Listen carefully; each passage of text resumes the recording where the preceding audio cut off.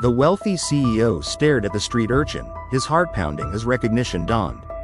In the boy's eyes, he saw the ghost of his estranged son, and the grandson he never knew existed. Howard Blackwell's manicured hands trembled as he gripped the edge of his mahogany desk, the plush carpet of his penthouse office suddenly feeling unstable beneath his feet. At 78, he was no stranger to shocking revelations, hostile takeovers, market crashes, betrayals by trusted advisors, but nothing could have prepared him for this moment. The boy standing before him, all gangly limbs and wary eyes, was supposed to be just another act of calculated charity. A final good deed to ease his conscience before cancer claimed what was left of his life. Instead, Howard found himself face to face with a living reminder of his greatest regret. "What did you say your name was, son?" Howard asked, his usually commanding voice barely above a whisper. The boy shifted uncomfortably, clearly out of place among the sleek furnishings and floor-to-ceiling windows showcasing Chicago's glittering skyline. "Ethan," he mumbled, eyes darting around the room as if searching for an escape route. Ethan Walker. Walker. The name hit Howard like a physical blow. His own son, Michael Walker, had taken his mother's maiden name after their bitter falling out 2 decades ago. Howard had been too proud, too consumed by his empire building to mend that rift. Now, faced with this living ghost, the weight of those lost years threatened to crush him. Dr. Sarah Chen, Howard's oncologist, cleared her throat gently. Her presence had almost been forgotten in the shock of the moment. "Mr. Blackwell, perhaps we should continue this another time. You've had quite a shock, and with your condition." "No." Howard cut her off, his voice regaining some of its usual steel. "No, I need to know." He turned back to Ethan, taking in every detail.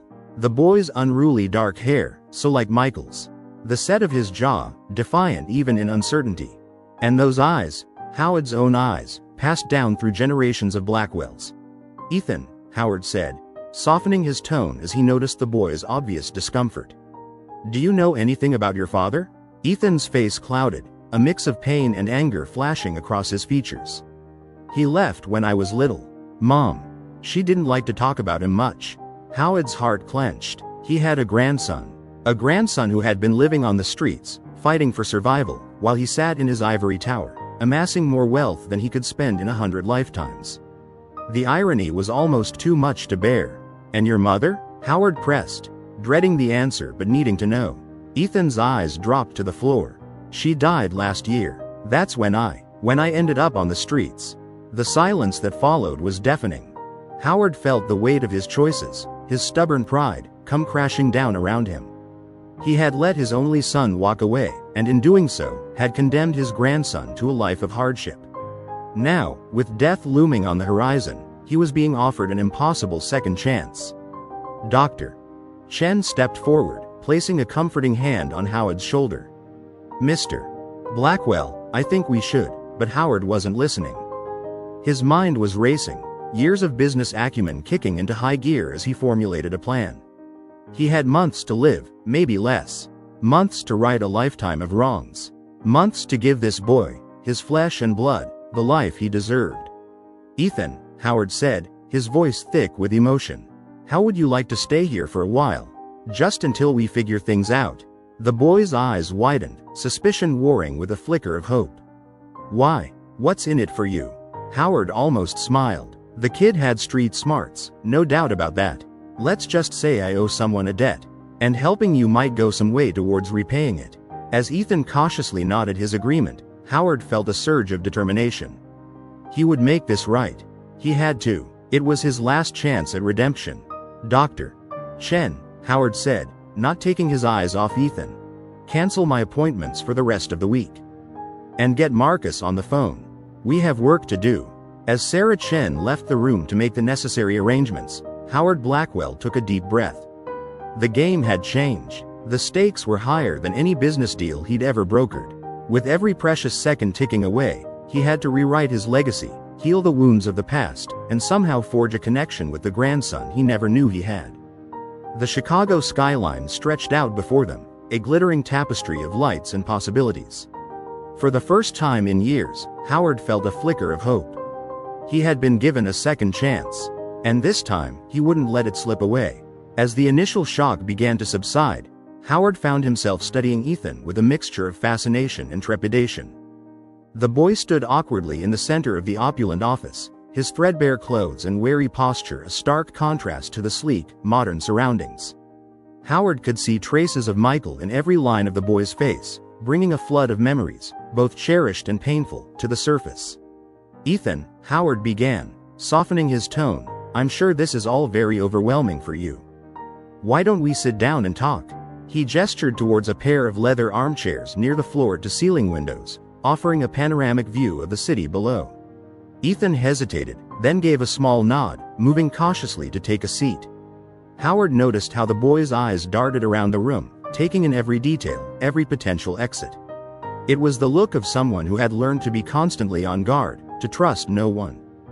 The realization sent a pang of guilt through Howard's chest. As they settled into the chairs, an uncomfortable silence stretched between them. Howard, a man accustomed to commanding boardrooms and brokering multi-million-dollar deals, found himself at a loss for words. How do you begin to bridge a chasm of years, of missed opportunities and unspoken regrets?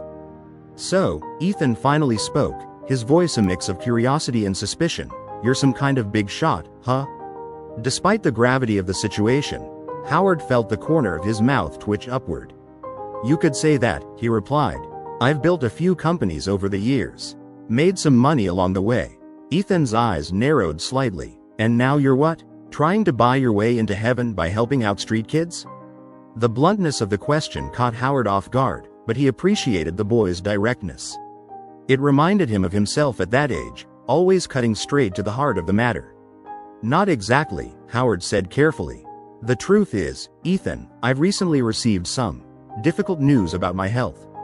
It's made me reevaluate a lot of things in my life, including some mistakes I've made in the past." Ethan's posture stiffened slightly. "What kind of mistakes?" Howard took a deep breath, steeling himself for the conversation ahead. "Mistakes involving family. Specifically, my son, your father." The change in Ethan's demeanor was immediate. His eyes, which had been cautiously curious, now blazed with a mixture of anger and pain. "You knew my dad?" he demanded. "I did," Howard confirmed, his voice heavy with regret.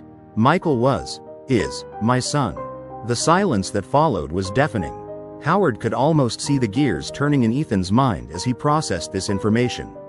When the boy finally spoke, his voice was barely above a whisper. "So that would make you my grandfather," Howard finished for him. "Yes, Ethan, I'm your grandfather." The word hung in the air between them, laden with years of absence and lost opportunities. Howard watched as a myriad of emotions played across Ethan's face: shock, disbelief, anger, and something that might have been a flicker of hope. "No," Ethan said suddenly, pushing himself up from the chair. "No, this is some kind of trick.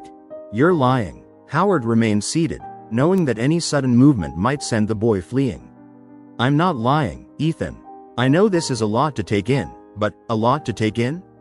Ethan's voice rose, anger overtaking his initial shock. "You show up out of nowhere, claiming to be my long-lost grandfather? Where were you when Mom got sick? Where were you when I was sleeping in alleys and digging through dumpsters for food?" Each question was like a knife to Howard's heart, but he forced himself to meet Ethan's accusing gaze. "I didn't know," he said softly. "I didn't know about you, or about your mother's illness. If I had, you would have what?" Ethan challenged. "Swooped in with your millions and made everything better?" Howard sighed heavily. "I don't know, Ethan.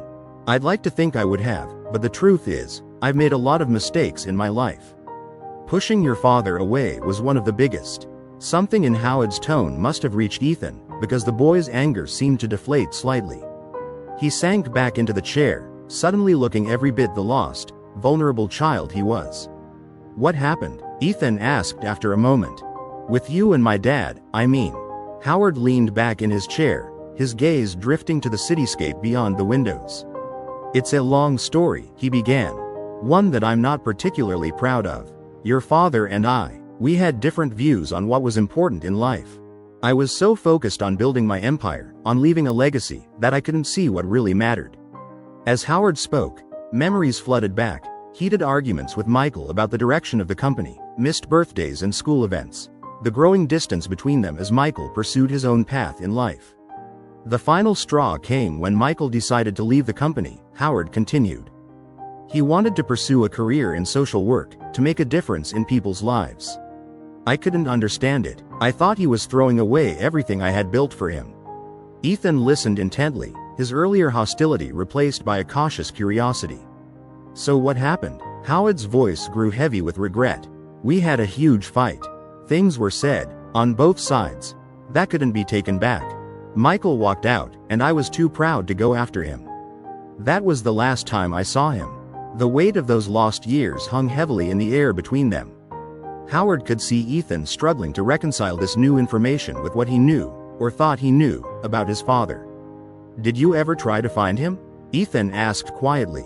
Howard nodded. Eventually, yes. But by then, it was too late. He had changed his name, moved away. I hired private investigators, but he trailed off, the futility of those efforts still a bitter memory. Ethan was quiet for a long moment, processing everything he had heard. When he spoke again, his voice was tinged with a mixture of anger and sadness. So what now? You find out you're dying and suddenly decide to play happy families? The bluntness of the question stung, but Howard couldn't deny the truth in it. I know it doesn't make up for the past, Ethan. Nothing can. But I'd like a chance to get to know you, to help you if I can. Ethan's gaze was skeptical. And what if I don't want your help? Howard leaned forward, meeting the boy's eyes. Then that's your choice, and I'll respect it. But I'm hoping you'll give me a chance. Not for my sake, but for yours. You've been dealt a tough hand, Ethan. Let me try to even the odds a little. As Ethan considered this, a soft knock at the door interrupted their conversation. Dr. Chen entered, her expression a mixture of concern and curiosity. Mr. Blackwell, she said gently, I've rescheduled your appointments as requested. Are you sure you're feeling up to this? You've had quite a shock, and with your condition. Howard waved off her concerns. I'm fine, Sarah. Better than fine, actually. He turned back to Ethan, a hint of a smile on his face. What do you say, young man? Willing to give your old grandfather a chance? Ethan looked between Howard and Dr. Chen, clearly weighing his options. Finally, he gave a small, almost imperceptible nod. I guess I could stick around for a while. See how it goes. Howard felt a wave of relief wash over him. It wasn't much, but it was a start. A chance to make amends, to leave a legacy that mattered. As he stood to make arrangements for Ethan's stay, Howard caught sight of his reflection in the window. For the first time in years, he saw something in his eyes that had been missing for far too long, hope. As the first rays of morning sunlight filtered through the floor-to-ceiling windows of Howard's penthouse, Ethan stirred from his uneasy sleep on the plush leather couch. For a moment, disorientation gripped him as he took in the unfamiliar surroundings, the sleek modern furniture, the abstract art adorning the walls, the gentle hum of the city far below. Then the events of the previous day came rushing back, and with them, a fresh wave of uncertainty. Ethan sat up, running a hand through his tousled hair as he tried to make sense of his new reality. Just yesterday, he had been just another face in the crowd of Chicago's homeless youth, scraping by on the streets. Now, he found himself in the lap of luxury, under the roof of a grandfather he never knew existed. The sound of movement in the adjacent kitchen drew Ethan's attention. Cautiously, he rose and padded across the polished hardwood floors, his bare feet silent against the cool surface. As he rounded the corner, he saw Howard standing at the expansive marble counter, fumbling with an elaborate coffee machine. Good morning, Howard said, glancing up as Ethan entered. There was an awkwardness to his movements, a sense that this domestic scene was as foreign to him as it was to Ethan. I hope you slept well. I'm afraid I'm not much of a cook, but I thought I might try my hand at breakfast. How do you feel about pancakes? Ethan blinked, caught off guard by the normalcy of the question in such an abnormal situation. Pancakes are fine, I guess, he mumbled, sliding onto one of the high stools at the kitchen island. Howard nodded, turning his attention back to the coffee machine with a look of determination.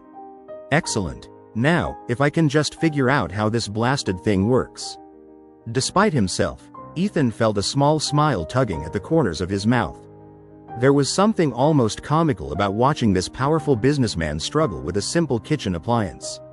It made Howard seem more human, more approachable. As Howard continued to wrestle with the coffee maker, Ethan took the opportunity to study his newfound grandfather more closely.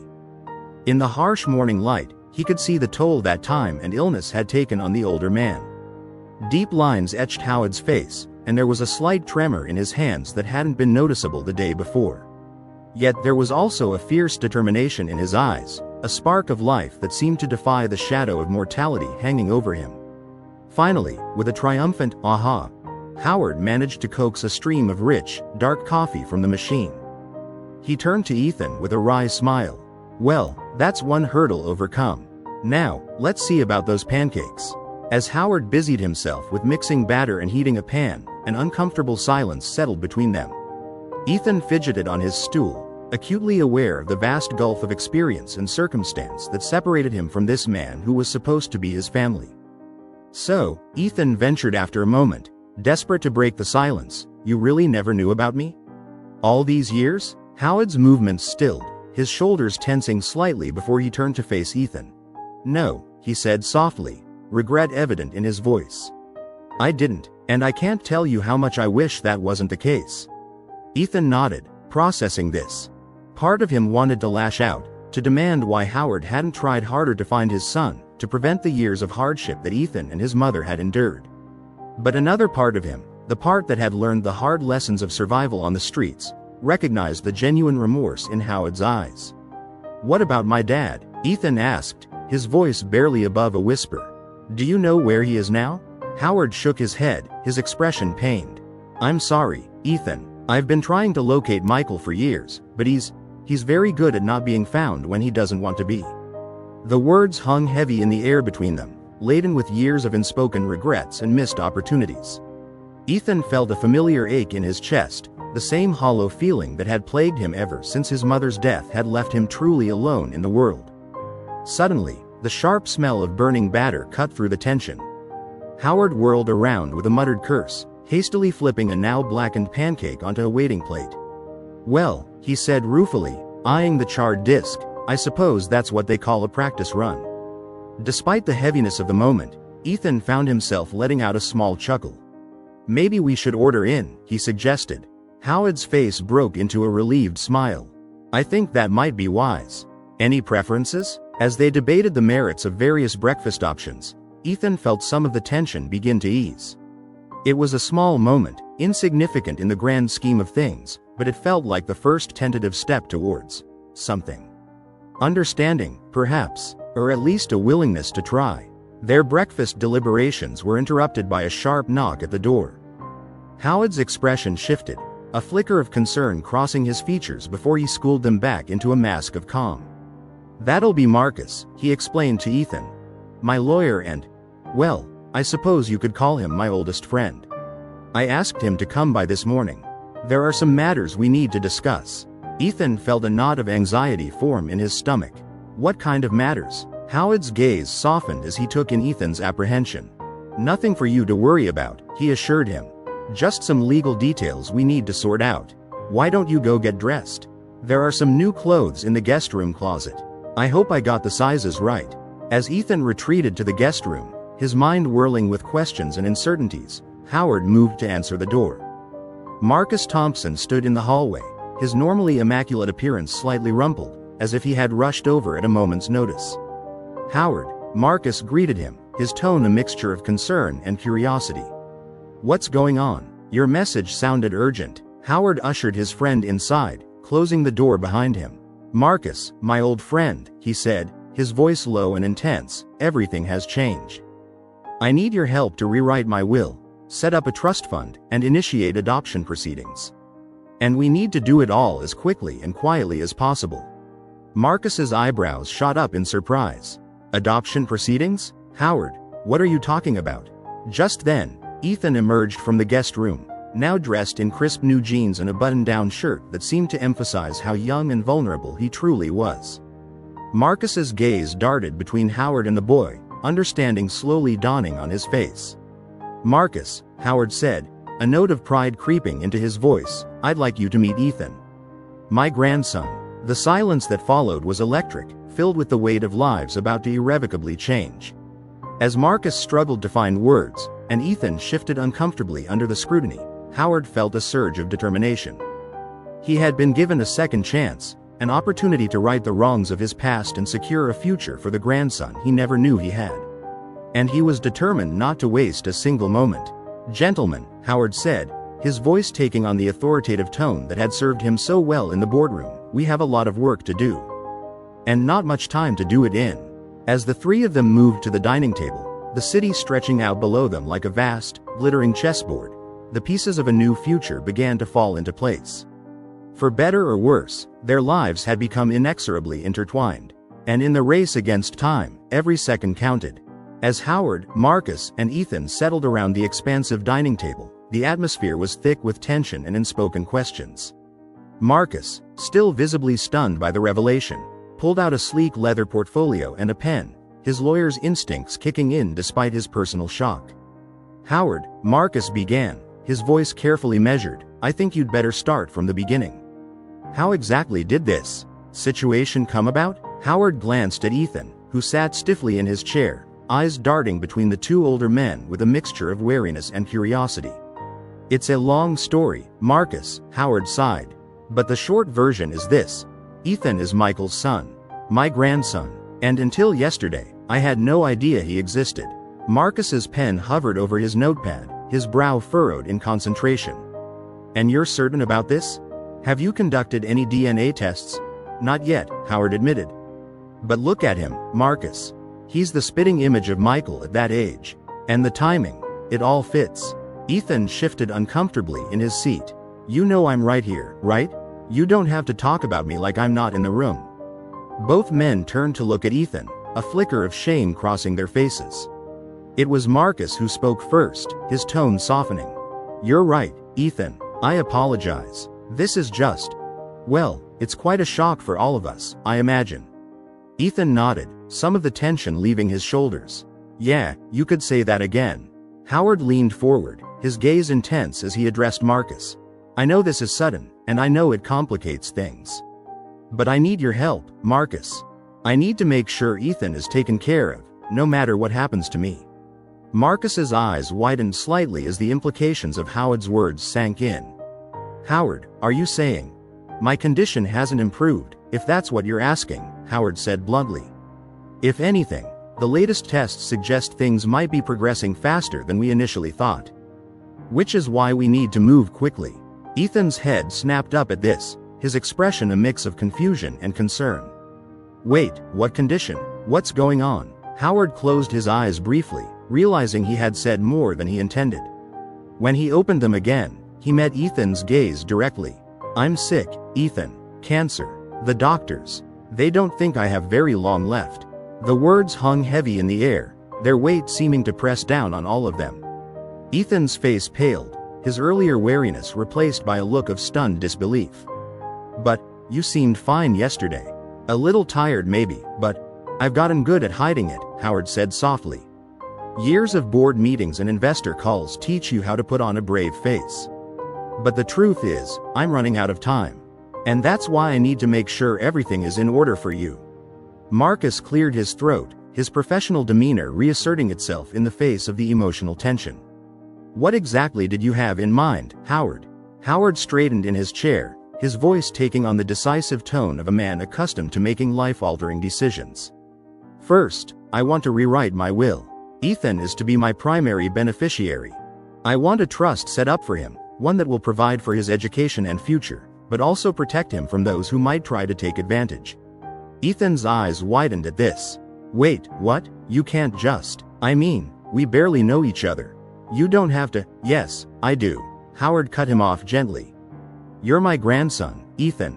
My family. And I've already missed out on too much of your life. I can't change the past, but I can try to secure your future." Marcus was scribbling furiously in his notepad. "All right, we can certainly set that up. What about guardianship? Ethan is still a minor, and with his father's whereabouts unknown." Howard nodded, having already considered this. "I want to initiate adoption proceedings immediately. I know it's unorthodox, given my condition. But I want to make sure Ethan has legal protection and a clear lineage to the Blackwell name and assets." Ethan stood up abruptly, his chair scraping loudly against the floor. "Hold on a second. Don't I get a say in any of this? You can't just." Adopt me and give me a bunch of money and expect everything to be okay. Howard's face softened as he looked at his grandson, seeing the fear and uncertainty behind the anger. Ethan, I know this is overwhelming. And you're right, you absolutely do have a say. I'm not trying to buy your affection or make up for lost time with money. I just want to make sure you're taken care of, that you have opportunities I wasn't able to give your father. Ethan's shoulders slumped, the fight seeming to drain out of him. I don't understand why you're doing all this. You don't even know me. But I want to, Howard said simply. For whatever time I have left, I want to get to know you, Ethan. And I want you to have the chance to know me, to understand where you come from. Marcus, who had been watching the exchange with a mix of professional interest and personal concern, spoke up. Ethan, if I may, I've known Howard for many years. He's not a man who makes decisions lightly. If he's choosing to do this, it's because he truly believes it's the right thing to do. Ethan sank back into his chair, his expression a turbulent mix of emotions. I need some time to process all of this. It's a lot to take in. Howard nodded, understanding in his eyes. Of course, we don't have to decide everything right this moment. But Ethan, I want you to know that regardless of what you choose, whether you want to be a part of my life or not, I intend to provide for you. It's the least I can do. As the weight of Howard's words settled over the room, a sharp knock at the door startled all of them. Howard frowned, not expecting any other visitors. Excuse me for a moment, he said, rising from his chair. When he opened the door, he found Drive. Sarah Chen standing in the hallway, her expression a mix of concern and determination. Mr. Blackwell, she said, her voice low and urgent, I'm sorry to intrude, but there's been a development with your test results. We need to talk. Howard felt a chill run down his spine, but he kept his face carefully neutral. Of course, Drive. Chen. Please, come in. As Sarah entered the penthouse, her eyes widened slightly at the sight of Marcus and Ethan at the dining table. Howard made quick introductions, his mind racing with the possibilities of what Sarah's unexpected visit could mean. Perhaps we should speak privately, Sarah suggested, glancing meaningfully at Ethan. But Howard shook his head. No, whatever it is, they can hear it. Ethan is my grandson, Drive, Chen. And Marcus, well, he's family too, in his own way. Sarah nodded, taking a deep breath before launching into her explanation. We've received the results of your latest scans, Mr. Blackwell. And, well, there's no easy way to say this. The cancer has spread more aggressively than we anticipated. I'm afraid our original timeline may have been optimistic. The room fell silent, the weight of Sarah's words pressing down on all of them. Howard closed his eyes briefly, absorbing the impact of the news. When he opened them again, his gaze fell on Ethan, who looked pale and shaken. In that moment, Howard felt a surge of determination unlike anything he had experienced before. He might be running out of time, but he would make every second count. For Ethan, for the chance to right the wrongs of the past and leave a legacy that truly mattered.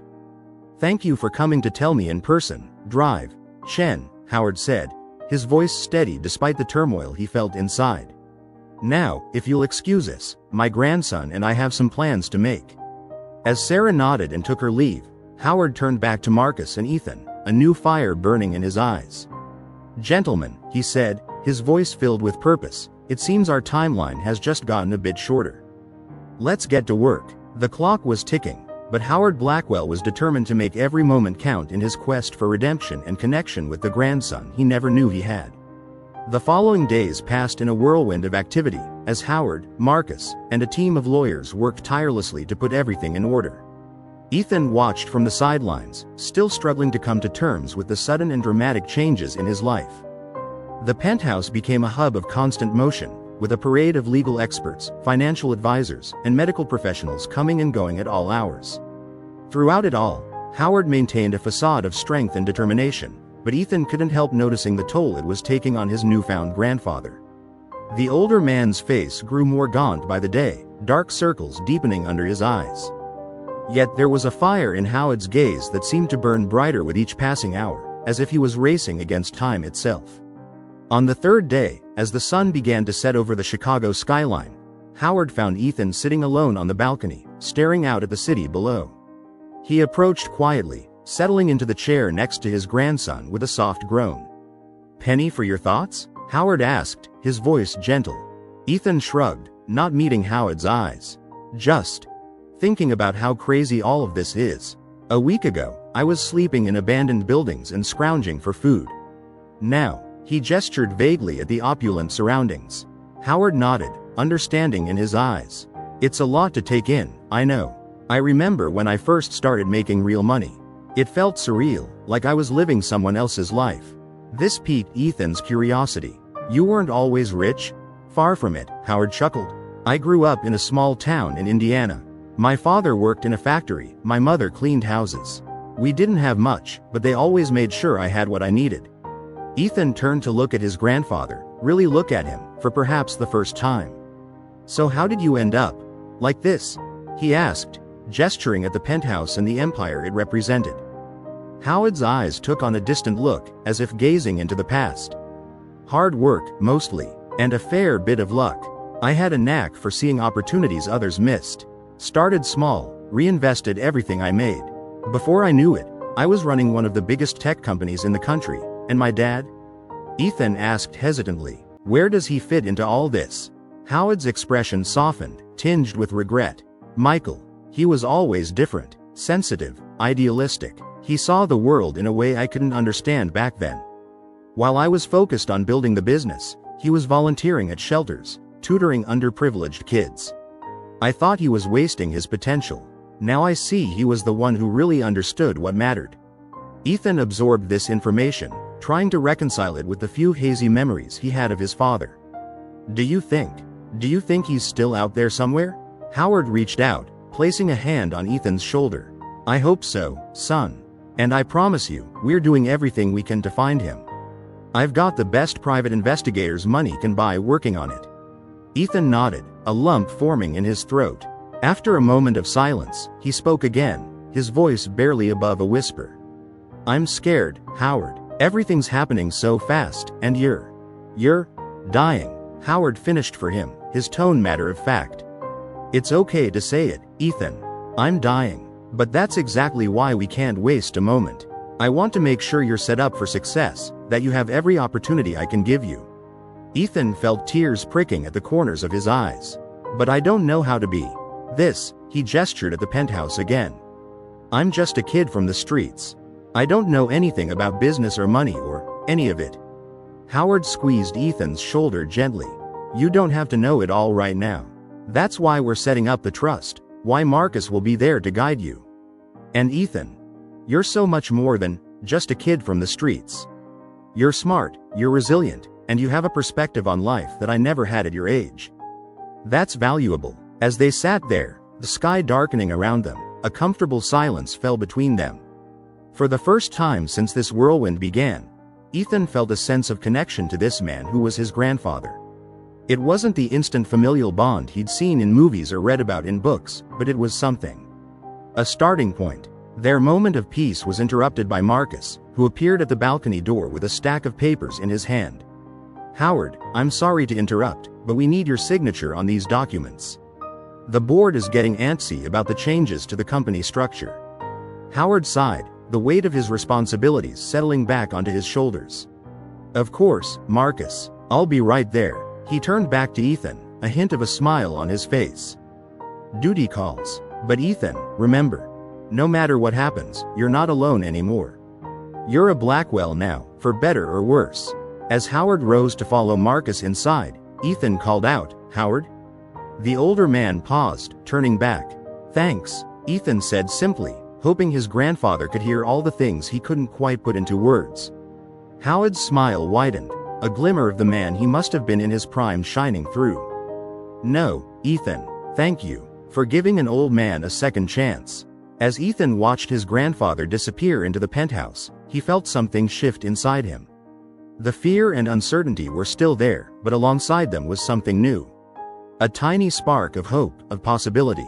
For the first time in years, Ethan allowed himself to imagine a future that wasn't defined by survival, but by potential. Inside, Howard settled at his desk, pen poised over the documents Marcus had brought. But before he signed, he paused, looking up at his old friend. "Marcus," he said, his voice low and intense. "I need you to promise me something." Marcus nodded, sensing the gravity in Howard's tone. "Anything, old friend. If anything happens to me before we can finalize everything, promise me you'll look out for Ethan. Not just legally or financially, but be there for him. He's going to need guidance, support." Marcus placed a hand on Howard's shoulder, his grip firm and reassuring. "You have my word, Howard. Ethan will be taken care of, no matter what." Satisfied, Howard turned his attention to the documents, his pen moving swiftly across the pages. As he signed away portions of his empire, restructuring everything to secure Ethan's future, he felt a sense of peace settling over him. For the first time in decades, Howard Blackwell knew with absolute certainty that he was doing the right thing. Outside on the balcony, Ethan continued to gaze out at the city, his mind whirling with the possibilities that now lay before him. The Chicago skyline glittered in the darkness, a testament to human ambition and perseverance. As he sat there, a boy on the cusp of a new life, Ethan made a silent promise to himself and to the grandfather he was just beginning to know. He would make the most of this opportunity, this second chance they'd both been given. The future stretched out before them, uncertain but full of potential. And in that moment, both grandfather and grandson, separated by years and experience but united by blood and circumstance, felt the first stirrings of a bond that transcended their brief acquaintance. It was a new beginning, fragile but full of promise, written against the backdrop of a life nearing its end. As the night deepened around them, the Blackwell legacy began to take on a new shape, one that neither Howard nor Ethan could have imagined just days before. The story of their family, marked by absence and rediscovery, was entering a new chapter. And though time was short, the impact of their reunion would ripple out far beyond the confines of that Chicago penthouse, touching lives in ways they had yet to comprehend. As the days turned into weeks, life in the Blackwell penthouse settled into an unexpected rhythm. Howard, despite his declining health, threw himself into the task of preparing Ethan for the future that lay ahead. Every morning, over breakfast, he would regale his grandson with stories from his business career, peppering his anecdotes with lessons on leadership, financial management, and the intricacies of corporate politics. Ethan, for his part, found himself absorbing these lessons with a hunger that surprised him. The street smarts that had kept him alive for so long now merged with a growing understanding of the world Howard inhabited. He asked sharp questions, challenged assumptions, and often brought perspectives that made Howard see his own experiences in a new light. One particularly memorable morning, as Howard recounted a cutthroat corporate takeover from his early days, Ethan interrupted with a frown. "But didn't that put a lot of people out of work? What happened to them?" Howard paused, caught off guard by the question. It was something he hadn't considered in years, if ever. I'm not sure," he admitted. "Back then, I was focused on the bottom line, on growing the company." Ethan nodded, his expression thoughtful. "It's just, I've seen what happens to people when they lose their jobs. On the streets, you know? It's not just about money. It's about dignity, purpose." Howard felt a swell of emotions. Pride in Ethan's insight, shame at his own past callousness, and a deepening respect for the young man his grandson was becoming. "You're right," he said softly. "I never thought about it that way. Maybe if I had, things with your father might have been different." These moments of connection and revelation became the backdrop of their days together. But as Howard poured his energy into mentoring Ethan, his health continued to deteriorate. Dr. Chen's visits became more frequent, her face growing more concerned with each examination. One afternoon, as Ethan was engrossed in a book on economics that Howard had given him, he overheard a hushed conversation between his grandfather and Dr. Chen in the next room. "The treatments aren't working as well as we'd hoped, Howard, drive." Chen's voice was low, but Ethan could hear the worry in it. "We need to consider more aggressive options if we want to buy you more time." Howard's response was firm. "No, Sarah, no more experimental treatments. I need to be clear-headed for Ethan. Whatever time I have left, I want to spend it fully present." Ethan felt his chest tighten at the words. Despite the short time they'd known each other, the thought of losing Howard, this unexpected anchor in his life, filled him with a deep, aching dread. Later that evening, as they sat on the balcony watching the sunset, Ethan broached the subject. "I heard you talking to Dr. Chen," he said, his voice barely above a whisper.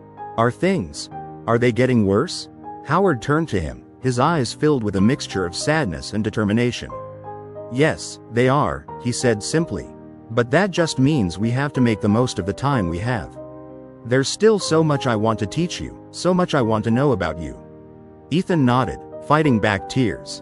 "I'm scared, Howard. I just found you, and now." Howard reached out, pulling Ethan into a tight embrace. It was the first time they had hugged, and Ethan found himself clinging to his grandfather, years of pent-up emotions spilling out. "I know, son. I'm scared too," Howard admitted, his voice thick with emotion. "But you're stronger than you know. And you won't be alone. Marcus, Drive, Chen, the team we've put together, they'll all be here for you." As they pulled apart, Howard's eyes suddenly lit up with an idea. "You know what? We've been cooped up in this penthouse for weeks. How about we get out of here for a bit? There's something I want to show you." The next morning, Howard and Ethan found themselves in Howard's sleek private jet, soaring over the Midwest. Ethan pressed his face against the window, marveling at the patchwork of fields and forests below. "Where are we going?" he asked, excitement overriding his usual caution. Howard smiled mysteriously. "You'll see. It's a part of your heritage I think you should know about." Hours later, they touched down in a small airport in Indiana. A car was waiting for them, and Howard directed the driver through winding country roads until they reached a modest neighborhood on the outskirts of a small town. They pulled up in front of a small, well-maintained house with a wraparound porch. Howard stood for a moment, staring at the building with a faraway look in his eyes. "This is where I grew up," he said softly. "It's where everything began." Ethan looked between Howard and the house, trying to reconcile the image of his powerful, wealthy grandfather with this humble setting. "You came from here?" Howard nodded, leading Ethan up the creaking steps of the porch. "I bought it years ago, kept it maintained. I'm not sure why. Maybe I always knew I'd want to come back someday." As they stepped inside, Ethan was struck by the simplicity of the place. Faded photos lined the walls, a young Howard with his parents, school pictures, family gatherings. It was a far cry from the sleek, impersonal decor of the Chicago penthouse. Howard moved through the rooms, pointing out details and sharing memories. "This is where I built my first computer," he said, gesturing to a small bedroom. "Saved up for months to buy the parts. My father thought I was crazy, wasting money on a fad. But my mother, she believed in me, said I had a spark in my eye when I talked about technology." As the day wore on, Ethan found himself seeing Howard in a new light. The titan of industry, the distant figure he had first met, was replaced by a more complex, human picture. Here was a man who had come from humble beginnings, who had known struggle and doubt, who had been shaped by love and loss. In the kitchen, Howard pulled out an old photo album. "I want you to see this," he said, flipping through the pages until he found what he was looking for. "Here." Ethan leaned in, his breath catching as he saw the photo. It showed a younger Howard, arm in arm with a woman who bore a striking resemblance to Ethan's mother. And between them, grinning widely, was a boy who could have been Ethan's twin. "Your father," Howard said softly. "This was the last photo we took together before everything fell apart." Ethan traced the image with his finger, drinking in the details of the father he barely remembered. "We look so much alike," he murmured. Howard nodded, his eyes misty. "You do. It's like seeing him again, sometimes. Ethan, I want you to know. I loved your father. I didn't always show it well, but I did. And I'm so grateful for this chance to know you, to try and make things right." As the sun began to set, casting long shadows through the windows of the old house, Howard and Ethan sat on the porch swing, the photo album open between them. They talked for hours, filling in the gaps of their shared history, laughing at old stories, and sometimes lapsing into comfortable silences.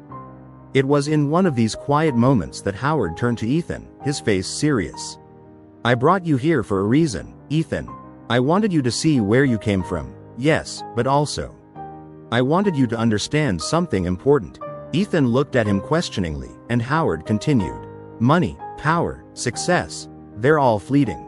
What really matters is this." He gestured around them, at the house, the neighborhood, the memories they had shared. "Family, connection, the impact we have on others. I lost sight of that for a long time. I don't want you to make the same mistake." As Ethan nodded, absorbing his grandfather's words, Howard reached into his pocket and pulled out a small, worn key. "This house, It's yours now. Whatever else happens, whatever you decide to do with your life, I want you to have a place that connects you to your roots." Ethan took the key, feeling its weight in his hand. It represented more than just ownership of a house. It was a tangible link to a past he had never known, a future he was just beginning to imagine. As the stars began to appear in the darkening sky, grandfather and grandson sat together on that porch, the legacy of the Blackwell family stretching out behind and before them. In that moment, despite the uncertainties that lay ahead, both felt a sense of peace, of rightness. They had found each other, bridged the gap of years and misunderstandings, and in doing so, had begun to heal old wounds and forge a new path forward. The journey ahead would not be easy. Howard's health was failing, and Ethan still had much to learn. But in that quiet Indiana night, surrounded by the echoes of the past and the whispers of the future, they found strength in their newfound bond. The Blackwell legacy, once defined by ambition and division, was being rewritten, a story of redemption, of second chances, and of the enduring power of family. As Howard and Ethan returned to Chicago, there was a noticeable shift in their relationship. The trip to Indiana had bridged a gap between them, creating a depth of understanding that went beyond their short acquaintance. However, this newfound closeness was tinged with a bittersweet awareness of the limited time they had left. Back in the penthouse, Howard's condition began to deteriorate more rapidly. Despite his best efforts to hide it, Ethan could see the toll each day took on his grandfather. Yet Howard remained determined to make every moment count, pushing himself to continue Ethan's education in business and life. One particularly difficult morning, as Howard struggled to catch his breath after a coughing fit, Ethan found himself taking charge for the first time. "That's it," he said firmly, helping Howard back to bed. "We're taking a break today. No lessons, no business talk. Just rest." Howard started to protest, but the look of determination on Ethan's face stopped him. He smiled weakly, a hint of pride in his eyes. "You're starting to sound like a Blackwell already," he chuckled. As Howard rested, Ethan took the opportunity to explore the penthouse more thoroughly. In Howard's study, he found shelves lined with books on business, technology, and philosophy. But it was a small, leather-bound journal tucked away in a drawer that caught his attention. Hesitating only briefly, Ethan opened the journal. Inside, he found not business plans or financial records, but personal reflections. It was Howard's private diary, spanning decades. With a mixture of curiosity and trepidation, Ethan began to read. The early entries were full of ambition and drive, detailing Howard's rise in the business world. But as the years progressed, a note of loneliness crept in. There were mentions of missed birthdays, arguments with Michael, and a growing sense of disconnect from what truly mattered. One entry, dated shortly after Michael had left, stood out. "I've achieved everything I set out to do. The company is thriving, my net worth has hit another record high. So why do I feel so empty?" Michael's words keep echoing in my head. "You've built an empire, Dad, but at what cost?" I'm beginning to fear he might be right. Ethan felt a lump form in his throat as he read. He was seeing a side of Howard he hadn't known existed, vulnerable, introspective, grappling with the consequences of his choices. As he continued reading, Ethan noticed a shift in the more recent entries.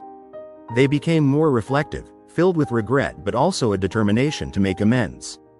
The last entry, dated just days before Ethan had come into Howard's life, read, "I don't have much time left. The doctors try to be optimistic, but I can see the truth in their eyes. What will be my legacy? A fortune? A company? It all seems so meaningless now. If I could have one wish, it would be for a chance to make things right. To tell Michael I'm sorry, that I understand now what he was trying to tell me all those years ago. But some mistakes can't be undone. All I can do now is hope that somehow, somewhere, I've made a positive difference in someone's life." Ethan closed the journal, his mind reeling. He had come to respect Howard over the past weeks, but this glimpse into his grandfather's inner thoughts gave him a new perspective.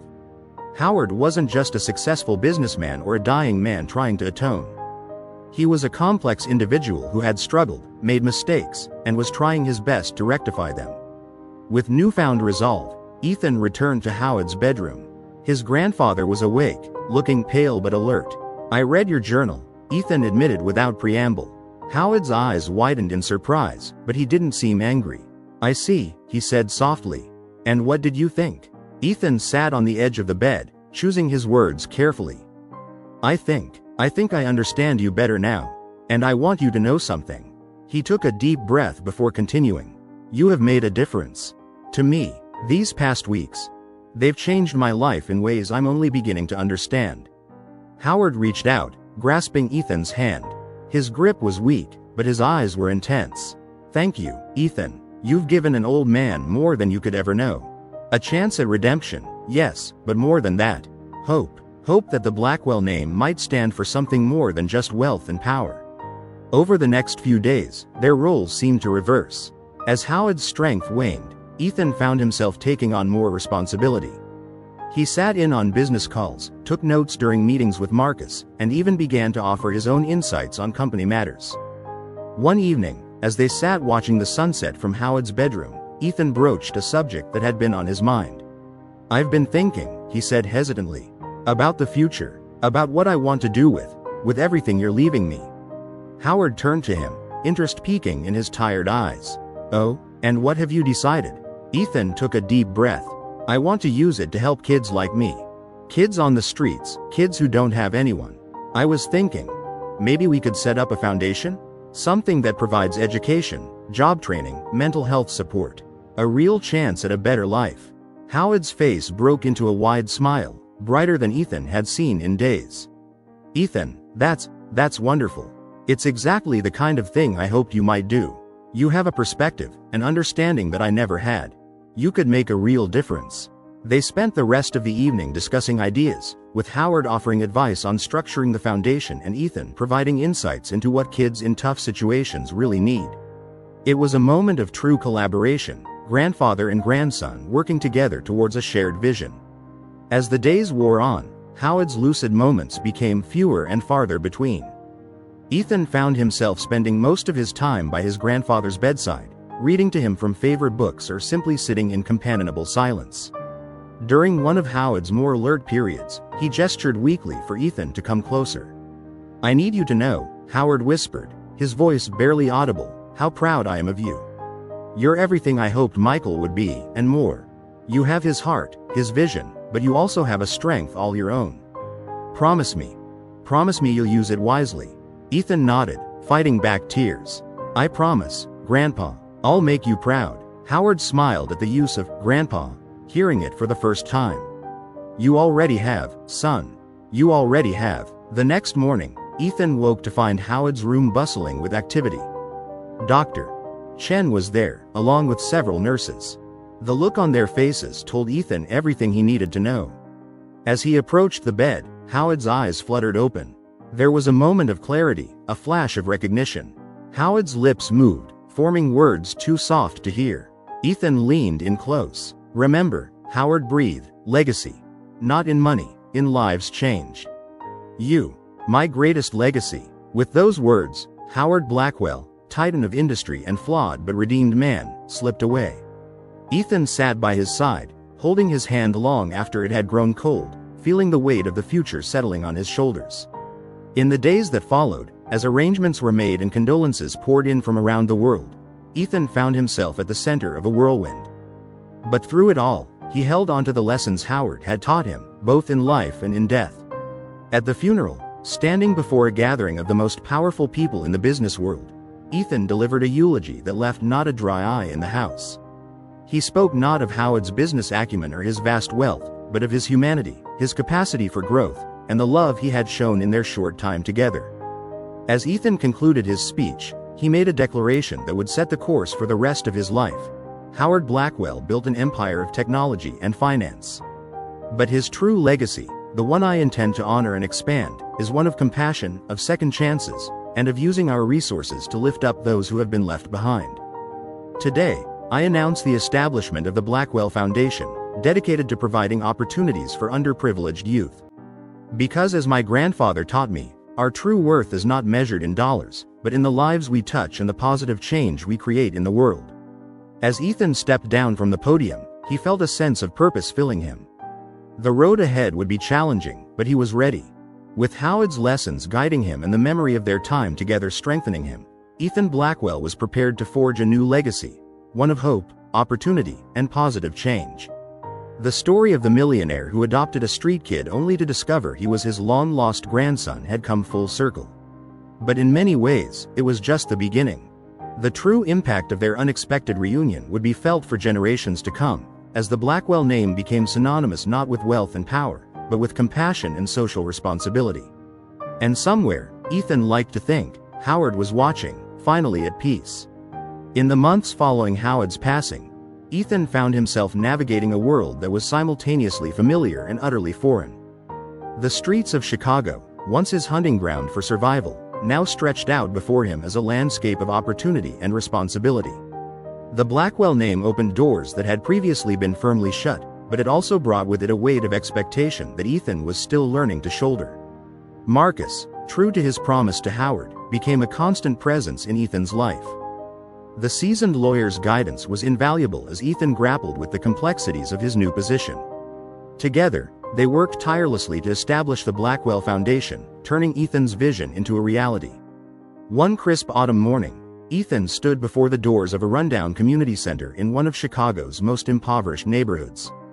This would be the site of the foundation's first major project, a comprehensive youth center offering education, job training, and support services to at-risk teens. As Ethan surveyed the dilapidated building, memories of his own time on the streets flooded back. He could almost see his younger self, hungry and desperate, seeking shelter in places just like this. The contrast between that life and his current reality was stark, and it fueled his determination to make a difference. "Are you ready for this?" Marcus asked, coming to stand beside him. Ethan took a deep breath, squaring his shoulders. "As ready as I'll ever be." Inside, a group of local community leaders, social workers, and a handful of teens were gathered. As Ethan entered, all eyes turned to him. He felt a momentary flash of panic, the street kid in him wanting to flee from the attention, but he pushed it down, channeling the confidence Howard had worked so hard to instill in him. "Good morning, everyone," Ethan began, his voice steady despite his nerves. "Thank you for coming. I know many of you are probably wondering why the Blackwell Foundation has chosen this neighborhood for our first project." He paused, looking around the room, making eye contact with each person. "The truth is, not too long ago, I was one of the kids you're trying to help. I slept in alleys, scrounged for food, did whatever I had to do to survive. I know firsthand the challenges these young people face." A murmur went through the crowd. This wasn't the polished speech they had expected from the heir to the Blackwell fortune. Ethan pressed on, his voice growing stronger. "My grandfather, Howard Blackwell, gave me a second chance at life. But I know that not everyone gets that lucky. That's why we're here. This center isn't about charity or handouts. It's about creating opportunities, about giving kids the tools they need to build their own futures." As Ethan outlined the plans for the center, the educational programs, the job training initiatives, the mental health support, he could see the skepticism in some eyes slowly being replaced by interest, even excitement. By the time he finished speaking, the energy in the room had transformed. One of the teens, a girl with wary eyes and a tough exterior that Ethan recognized all too well, raised her hand. "This all sounds great and all," she said, a challenge in her voice, "but how do we know you're for real? How do we know this isn't just some rich guy's pet project that'll disappear as soon as you get bored?" Ethan met her gaze steadily. "That's a fair question, and the truth is, you don't know. You have no reason to trust me or believe in what I'm saying. All I can do is prove it to you, day by day, action by action. This isn't a pet project for me. This is personal. This is about creating the kind of support system I wish I'd had when I was in your shoes." The girl held his gaze for a long moment before giving a small nod of acknowledgement. It wasn't trust, not yet, but it was a start. As the meeting concluded and people began to file out, Ethan felt a hand on his shoulder. He turned to find Drive. Sarah Chen standing beside him, a warm smile on her face. "Howard would be so proud of you," she said softly. "You've taken everything he taught you and you're using it to make a real difference." Ethan felt a lump form in his throat. "I hope so," he replied. "Sometimes I feel like I'm fumbling in the dark, you know? Like I'm not sure if I'm doing the right thing." Sarah squeezed his shoulder gently. "That's normal, Ethan. But from what I've seen today, you're on the right track. You're not just throwing money at problems, you're actively engaging, using your unique perspective to create solutions that can really work." As they walked out of the community center together, Sarah hesitated for a moment before speaking again. "There's something else I wanted to talk to you about, Ethan. It's about your father." Ethan felt his heart skip a beat. "My dad? Have you heard something?" Sarah shook her head. "Not exactly. But in going through some of Howard's personal effects, I found some old medical records. Records that might help in the search." Ethan's mind raced with possibilities. The search for his father had been ongoing, but so far, they had hit nothing but dead ends. "What kind of records?" "Genetic markers, mostly," Sarah explained. "Specific health conditions that run in the Blackwell family. If we cross-reference these with medical databases, we might be able to narrow down the search." Ethan nodded, a mix of hope and anxiety churning in his stomach. The possibility of finding his father was both thrilling and terrifying. What if Michael didn't want to be found? What if he rejected Ethan, just as he had rejected the Blackwell legacy years ago? As if reading his thoughts, Sarah placed a comforting hand on his arm. "Whatever happens, Ethan, remember that you're not alone in this. You have people who care about you, who support you." Howard made sure of that. Ethan managed a small smile. "Thanks, Sarah, for everything." That night, as Ethan sat in his office now, he reminded himself. He found his gaze drawn to the photo of Howard, Michael, and his mother that now sat on his desk. He picked it up, tracing the faces with his finger. "I'm trying, Grandpa," he whispered to the smiling image of Howard. "I'm trying to live up to the faith you had in me. I just hope it's enough." As he set the photo down, his eyes fell on the old leather journal Howard had kept. On an impulse, Ethan opened it to a blank page near the back and began to write. "Today, we took the first real step towards making the Blackwell Foundation a reality. It's scary and exciting all at once. I keep thinking about what you told me, Grandpa, about legacy being measured in lives changed, not in money earned. I'm beginning to understand what you meant. There's so much to do, so many lives we could potentially impact. Sometimes it feels overwhelming, but then I remember where I came from, what it felt like to have no hope, no future. If we can change that for even one kid, it'll be worth it. I wish you were here to see this, to guide me through it. But in a way, I feel like you are. Every lesson you taught me, every story you shared, it's all part of me now. I'm carrying you with me into this new chapter. We might have a lead on finding Dad. I'm not sure how I feel about that yet. Part of me is desperate to meet him, to understand why he left, to maybe build some kind of relationship. Another part is terrified of being rejected again. But I know, whatever happens, I'll face it with the strength you helped me find in myself. I promise you, Grandpa, I'll do my best to make the Blackwell name stand for something good.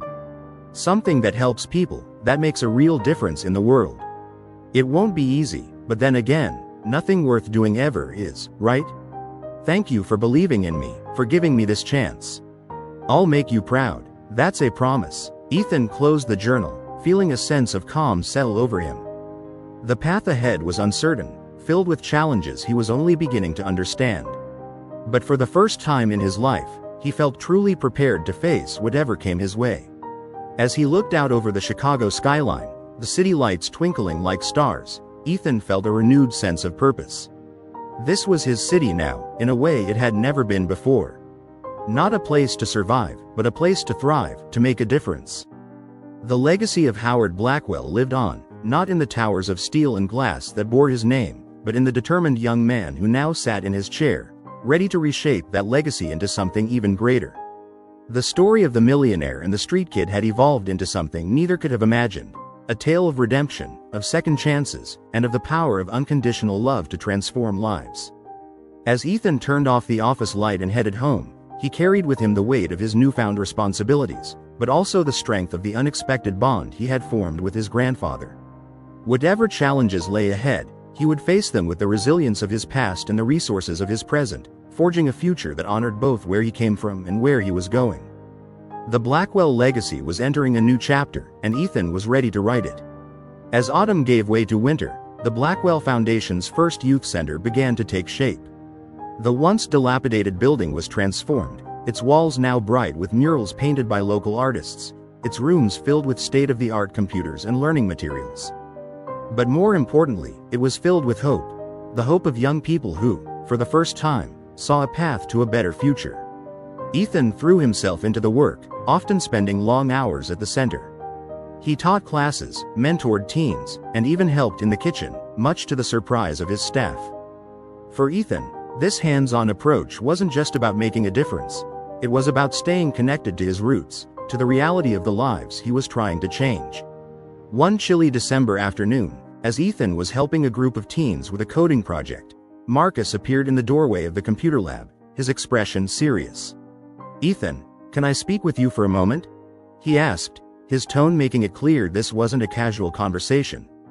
Excusing himself, Ethan followed Marcus to a quiet corner of the center. "What's going on?" he asked, a knot of anxiety forming in his stomach. Marcus took a deep breath before speaking. "We've had a breakthrough in the search for your father." Ethan felt his heart skip a beat. "You found him?" "We think so," Marcus nodded. "A man matching Michael's description, with the genetic markers drive Chen identified, was admitted to a hospital in Seattle last week. He was treated for minor injuries from a car accident." Ethan's mind raced with questions.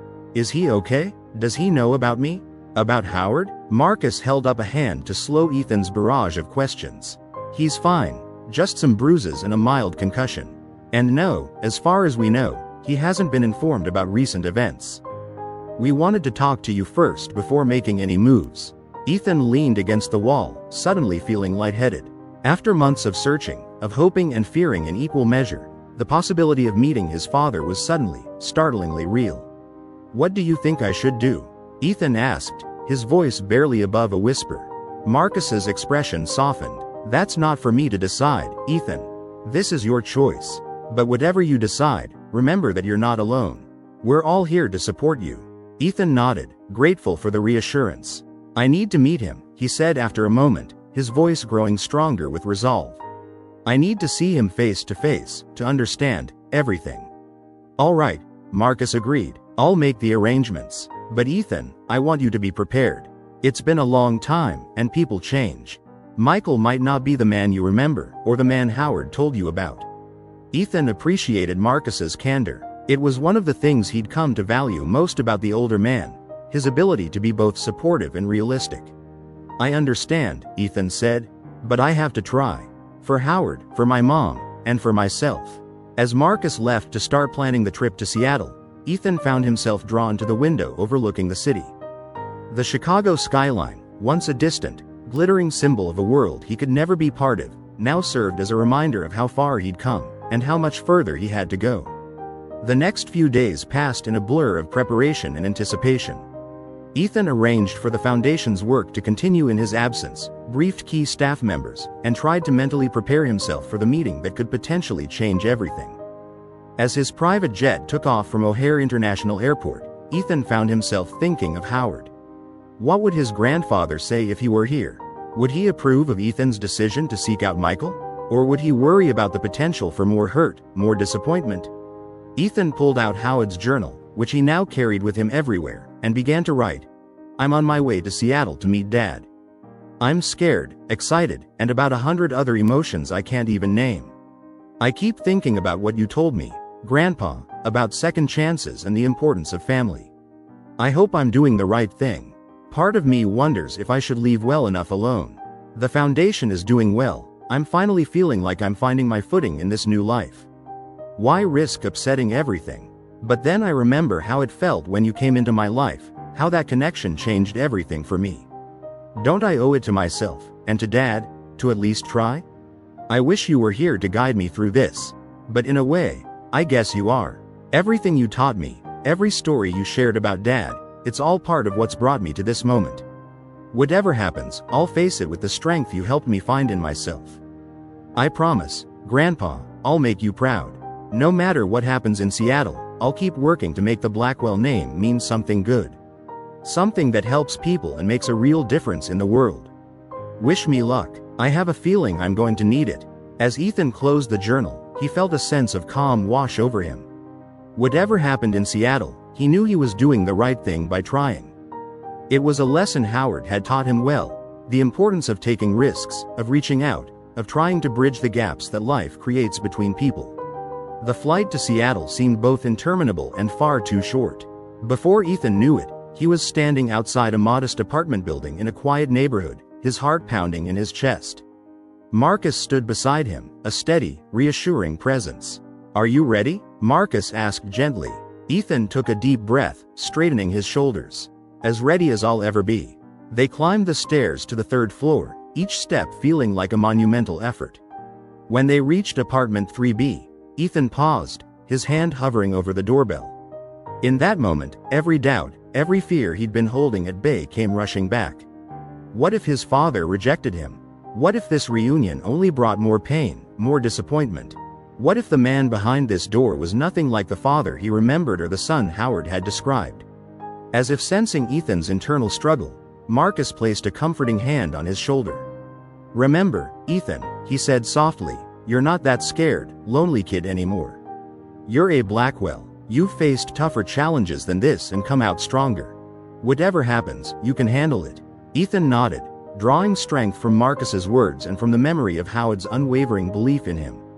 With a deep breath, he pressed the doorbell. The seconds that followed seemed to stretch into eternity. Then, finally, the sound of footsteps approaching from inside, the click of a lock being turned, and then, the door swung open. Ethan found himself face to face with a man who was at once familiar and a stranger. Michael Blackwell had aged since the photo Ethan had of him, his hair now streaked with gray, lines etched around his eyes and mouth. But those eyes, they were unmistakably the same ones Ethan saw every time he looked in a mirror. For a long moment, father and son simply stared at each other, the weight of years and unspoken words hanging between them. Then, Michael's eyes widened in recognition, a mix of emotions flashing across his face: shock, confusion, and something that might have been hope.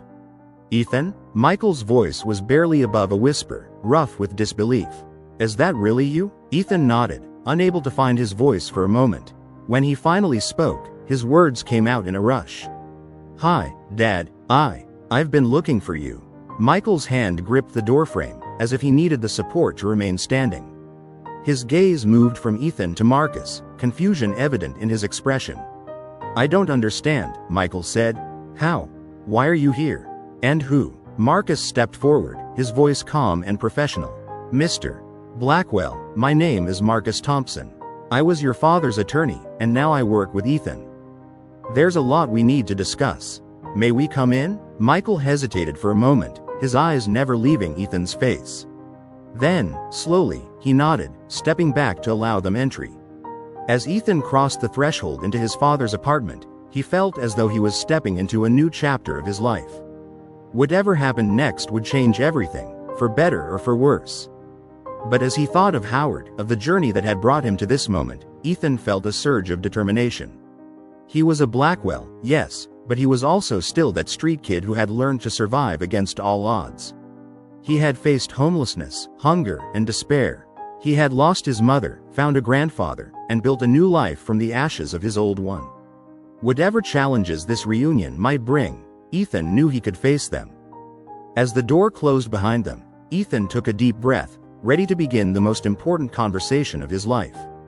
The past and the future were about to collide, and in that collision, Ethan hoped to find answers, understanding, and perhaps, just perhaps, a chance to heal the wounds that had shaped the Blackwell family for generations.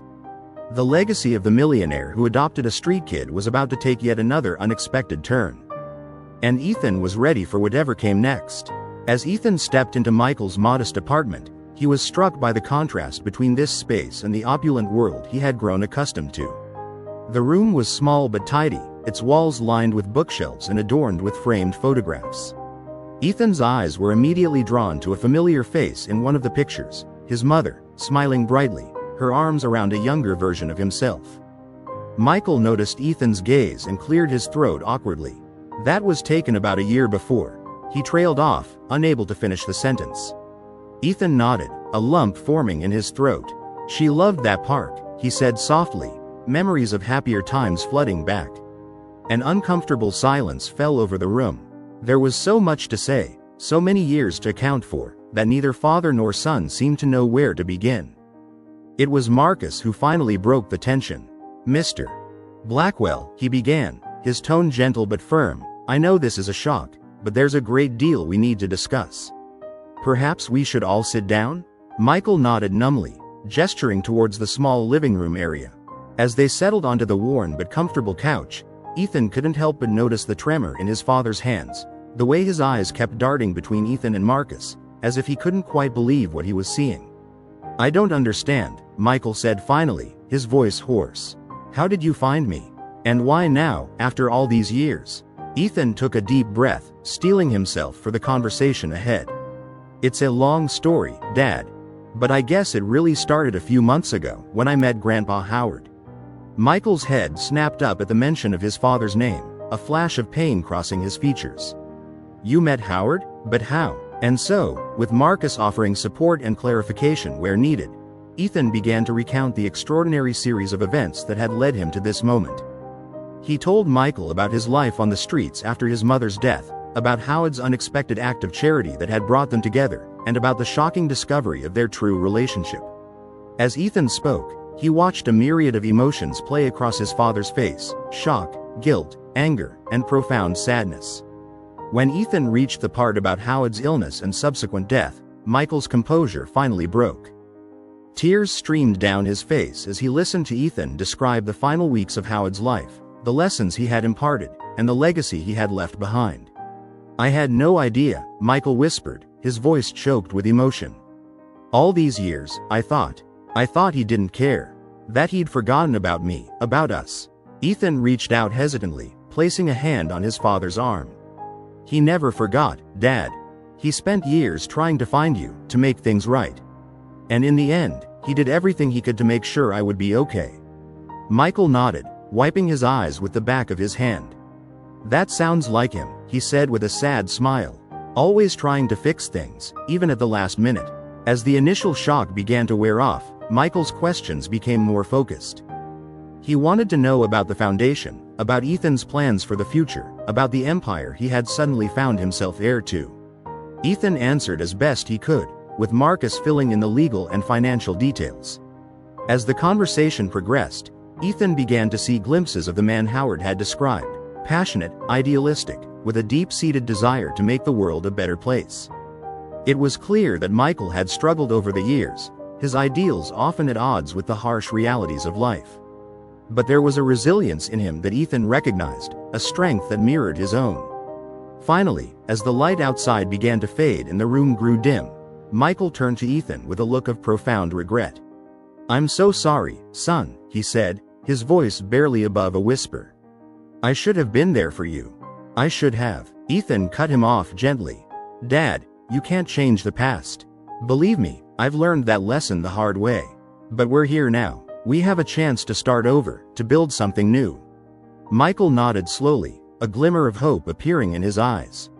"I'd like that," he said softly. "If you're willing to give me a chance, I'd like to be a part of your life. To get to know the man you've become." As Ethan looked at his father, this man who was both stranger and family, he felt a sense of completion he hadn't even realized he was missing. The wounds of the past were still there, the years of absence and hurt couldn't be erased in a single afternoon. But there was also hope, a chance for healing and new beginnings. "I'd like that too, Dad," Ethan said, a small smile tugging at the corners of his mouth. "We've got a lot of catching up to do." As the evening wore on, the conversation flowed more easily.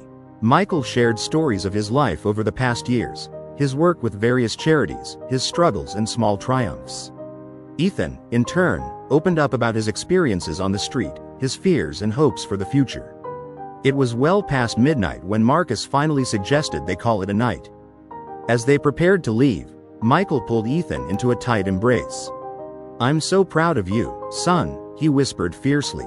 "Your mother would be too. We may have lost years, but if you're willing, I'd like to be there for whatever comes next." Ethan returned the hug, feeling a weight he hadn't even realized he'd been carrying lift from his shoulders. "I'd like that, Dad. I really would." As Ethan and Marcus made their way back to their hotel, the city of Seattle sprawled out before them, its lights twinkling like stars. Ethan felt a sense of peace settling over him, a feeling that pieces of a puzzle he hadn't even known he was solving were finally falling into place. Back in his hotel room, Ethan found himself once again reaching for Howard's journal. As he began to write, he felt as though he was closing one chapter of his life and opening another. "Grandpa, I met Dad today. It was intense, emotional, overwhelming. But also, in a way I can't quite explain, it felt right. Like another piece of the puzzle falling into place. He's not the man you described from your memories, but he's not entirely different either. I can see the idealism you talked about, the passion for making a difference. It's been tempered by years of struggle, but it's still there. We talked about you, about Mom, about the years we've lost. There was pain there, and regret, but also hope. Hope for a new beginning, for a chance to build something together. I wish you could have been there, Grandpa.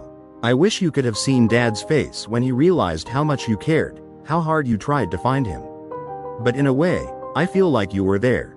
Your lessons, your love, your belief in the importance of family, it was all there, guiding us. I don't know what the future holds. Rebuilding a relationship with Dad won't be easy. We've both been through so much, and there's a lot of lost time to make up for. But I'm willing to try. I think he is too. The foundation is doing well. I told Dad about it, about the work we're doing. He seemed proud, Grandpa. Proud of what you started, what I'm trying to continue. He even talked about maybe getting involved, using his experience in social work to help shape our programs. As I sit here, looking out over this city that's so different from Chicago, I can't help but marvel at the journey that brought me here. From the streets to a penthouse, from a lost boy to the heir of an empire, from alone to, well, not alone anymore. I promise you, Grandpa, I'll keep working to make the Blackwell name stand for something good. Something that helps people and makes a real difference in the world. And now, with Dad in the picture, maybe we can heal some of the wounds in our own family too. Thank you for believing in me, for giving me this chance. I'll make you proud. That's a promise I intend to keep, every single day. Your grandson, Ethan. As Ethan closed the journal, he felt a sense of completion, of coming full circle. The story that had begun with a chance encounter between a millionaire and a street kid had evolved into something far greater, a tale of redemption, of second chances, and of the enduring power of family. The Blackwell legacy, once defined by wealth and power, was being reshaped into something more meaningful. It was a legacy of compassion, of using resources to lift up those in need, of healing old wounds and building new bridges. As Ethan drifted off to sleep, his dreams were filled not with the glittering skyscrapers of Chicago or the vast wealth he had inherited, but with faces. Howard's kind eyes and gentle smile, his mother's loving embrace, and now, his father's hopeful gaze, looking towards a future they would build together. The millionaire had adopted a street kid, only to discover he was his grandson. But that was just the beginning. The true story, the story of family found, of purpose discovered, of a legacy redeemed, was still being written. And Ethan Blackwell, once a lost boy on the streets, now stood ready to write the next chapter, not just for himself, but for all those whose lives he could touch. As dawn broke over Seattle, promising a new day and new beginnings, Ethan smiled in his sleep. The journey ahead would not be easy, but he was ready. Ready to honor the past, embrace the present, and shape a future that would make Howard proud. The Blackwell legacy lived on, transformed and renewed, a beacon of hope in a world that desperately needed it. And at its heart stood Ethan, a living bridge between the world he had come from and the one he now inhabited, ready to make a difference, one life at a time. The wealthy CEO stared at the street urchin, his heart pounding as recognition dawned. In the boy's eyes, he saw the ghost of his estranged son, and the grandson he never knew existed. Howard Blackwell's manicured hands trembled as he gripped the edge of his mahogany desk, the plush carpet of his penthouse office suddenly feeling unstable beneath his feet. If you enjoyed this story, we'd love for you to support us by leaving a like and subscribing to our Slices of Life channel. We'd also love to hear from you in the comments. Which city are you talking about? It's very rewarding for us to provide our followers with an enjoyable moment. We appreciate the unconditional support you show us in every story. Blessings.